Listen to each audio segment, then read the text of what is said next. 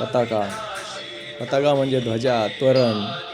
पताका हे संत गोरोबा काकांच्या अभंगवाणीवर तयार करण्यात आलेलं छोटंसं एक पुस्तिक आहे.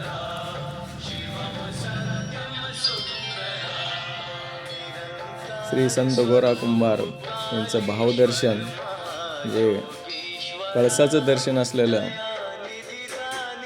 थोडक्यामध्ये काकांच्या जीवनचरित्राचं वर्णन या पुस्तकात आहे.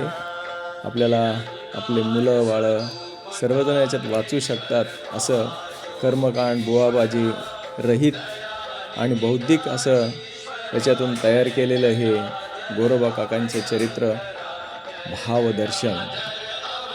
आणि सगळ्यांना आवडतं असं श्री संत गोरा कुंभार जीवन दर्शन याचीच दुसरी आवृत्ती आपल्यासमोर सादर करीत आहे.